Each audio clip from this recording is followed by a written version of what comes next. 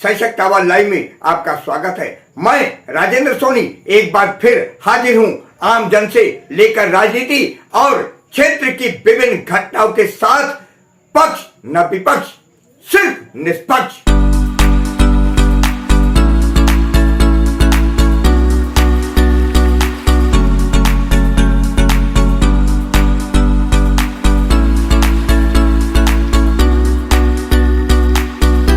लोनी क्षेत्र के लालबाग इलाके में मिथिला वासियों को एकजुट करने के उद्देश्य से मिथिला पर्व समारोह संपन्न हुआ। मिथिला सेवा समिति पंजीकृत लोनी के तत्वाधान में रामलीला मैदान ए ब्लॉक पार्क में मैथिल समाज की पारंपरिक वेशभूषा, संस्कृति, सभ्यता का अद्भुत और अद्वितीय संगम के इस दिव्य और भव्य कार्यक्रम में विभिन्न सांस्कृतिक और पारंपरिक सुमधुर मैथिली लोक गीतों और भजन आदि के मोहक कार्यक्रम इस समारोह की विशेषता रही।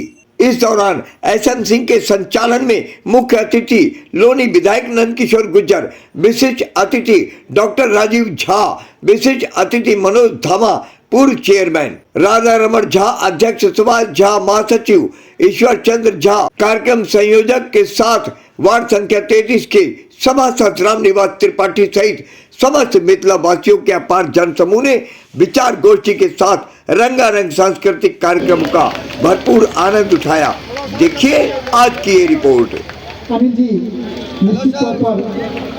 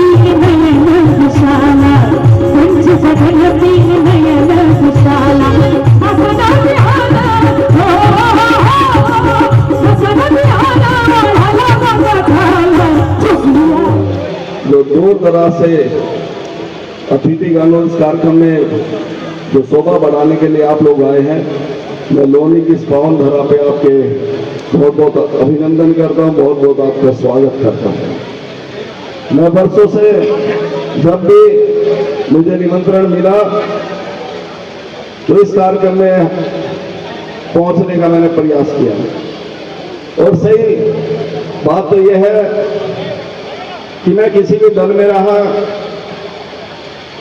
या कहीं भी से चुनाव लड़ा, खास तौर पे पूर्वांचल और बिहार के लोगों ने मेरा दिल से साथ दिया है। मैं पहले भी कहता आया हूं और आज भी आप लोगों के बीच में कह रहा हूं, अगर मेरी जीत का अगर कोई हिस्सेदार है तो उसमें आपकी बहुत बड़ी ताकत है। आपके आशीर्वाद और प्यार से हम लोगों को लोनी की नहीं कहूंगा, देश की सबसे बड़ी नगर पालिका, एशिया की सबसे बड़ी नगर पालिका पे 3 बार आप लोगों ने बैठाने का काम किया। ये बहुत बड़े हमारे लिए गौरव की बात नहीं है, ये मेरे पूरे परिवार के लिए गौरव की बात है। और लोग बोलते हैं लोनी की गरीब जनता, मैंने हमेशा कहा कि लोनी की अमीर जनता। एक शब्द बोलते हैं आजकल नेतागण कि जिन लोनी में मेरी गरीब जनता कभी गरीब नहीं होती, जनता हमेशा अमीर होती है। और मैं तो कहूंगा कि वो ये जनता है जो आप लोगों के विकास कार्यों में आप उपलब्धि प्राप्त करते हो कि जी मैंने ये करा दिया, मैंने वो करा दिया, मैंने पार्क बनवा दिया, मैंने हॉस्पिटल बनवा दिया, मैंने फ्लाईओवर बनवा दिया। वो किसके पैसे से बनवाया? वो इसी अमीर जनता के पैसे से आपने बनवाया। आपका कोई सहयोग नहीं। अगर इसको बनाने का काम कोई करता है तो आप ही लोग हैं, आप ही की हिस्सेदारी है। मैंने देखा इस लोनी को बसते हुए, मैंने वो दौर भी देखा था कि जब यहाँ पर स्थानीय कुछ लोगों ने बाहरी लोगों के साथ में जिस तरह का बुरा बर्ताव किया, वो सब मैंने देखा। लेकिन आज आप इतनी बड़ी ताकत में हैं कि जिसको चाहे आप विधायक बना सकते हैं, जिसको चाहे आप सांसद चुन सकते हैं, जिसको चाहे आप चेयरमैन बना सकते हैं।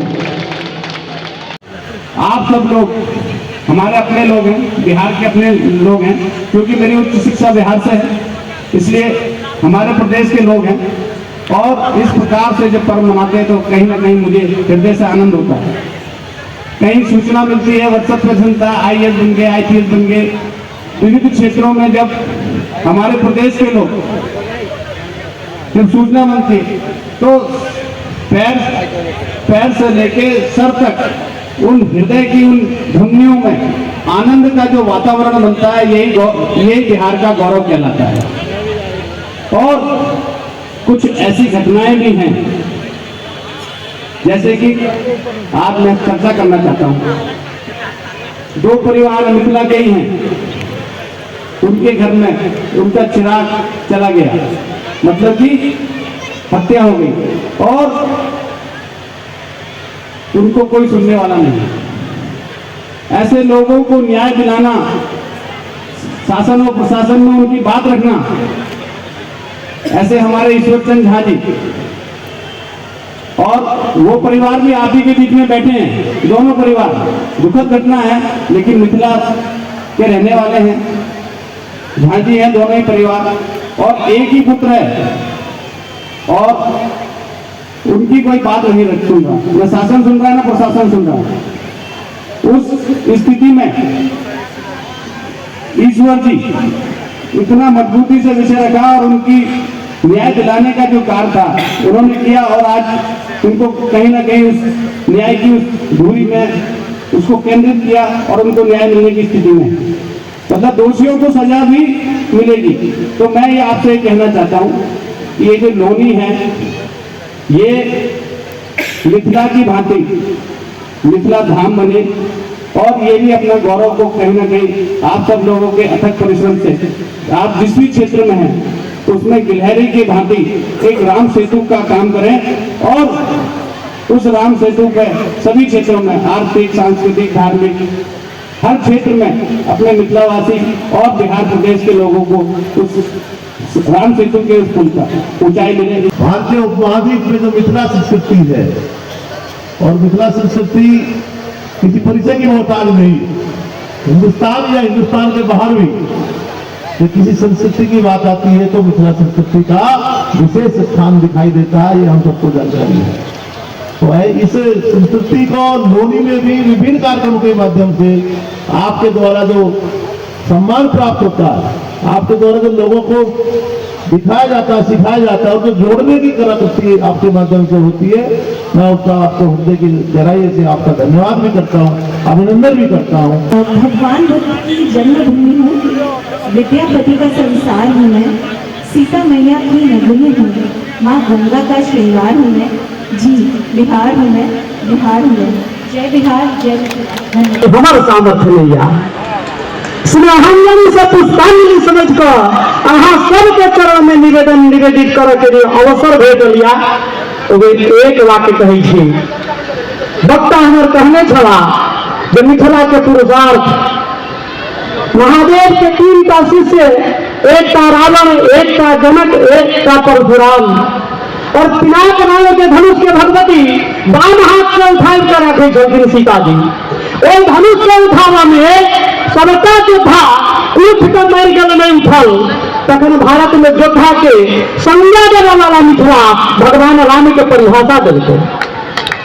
धरती के सपूत यदि क्या होता आदर में संकोच करे, जब नेता नगरी में घूम कर बर्बाद रह रहा, मिथिला के आवाज करे वाला है सपूत, हम वहां के चरण वंदन करे, प्रणाम करे, दोनों हाथ जोड़ कर बार बार अभियान के संकल्प करे, मिथिला के स्वर्ग के जयगान करूं, आओ ये मिथिला के ध्यान करूं। अभियान के कार्यक्रम से हमारा जोड़ा वाला मंच के संचालन दिशा दी छला श्रीमान ठाकुर जी, हम इनका सुंदर कार्य कार्यक्रम के मन में, शब्द में नहीं, आस्था में, व्यवहार में राधा आनंद भागी 12-15 साल से जते हुनका से भ सकै छै अनवरत उनकर धीज के तरह एहि धरती के जे सुशोभित कऽ रहल छथिन। हम जते भी हुनका बारे में कही कम रहत, हमर सामर्थ्य नहीं आ।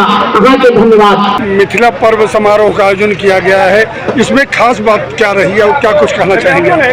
देखिए, मिथिला विश्व में आदिकाल से संस्कृति और दर्शन का भूमि रहा है।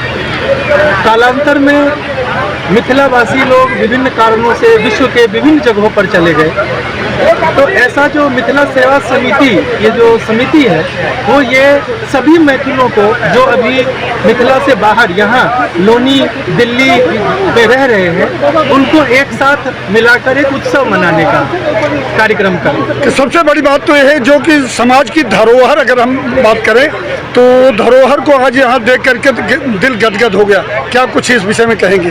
देखिए, मिथिला संस्कृति और धरोहर का अपार खजाना है। जब आप मिथिला संस्कृति को पढ़ेंगे, देखेंगे, जानेंगे, तो आपको लगेगा कि इतना रिच, इतना समृद्ध संस्कृति और दर्शन का जगह विश्व में कहीं और नहीं। तो इसलिए आपका यहाँ पर आने पर गदगद होना स्वाभाविक ही है कि आप मैथिलों के बीच में हैं। मिथिला को जो रिप्रेजेंट कर रहे हैं विभिन्न विद्वान जो यहाँ पर स्टेज पर गोष्ठी में थे, उनके बीच में आप आए हैं, तो आपको गदगद होना स्वाभाविक ही। सर, आप एक शिक्षा जगत से आप जुड़े हुए हैं, तो ये भाषा हम लोग क्यों इस्तेमाल नहीं करते? क्यों इंग्लिश भाषा, अन्य भाषाओं का प्रयोग करते हैं, अपने भाषा क्यों इस्तेमाल करते हैं?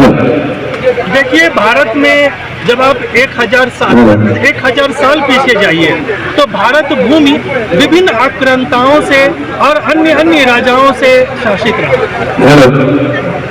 जब दूसरी संस्कृति भाषा के लोग, विदेशी आक्रांता लोग देश में आए, हमारे देश को गुलाम बनाया, तो उनका जो अपना जो आक्रमण रहा, उससे मिथिला भूमि भी अप्रभावित नहीं रह सके। इस कार्यक्रम से क्या संदेश देना चाहेंगे आप क्षेत्र के लोगों से और खास करके मिथिला के लोगों को?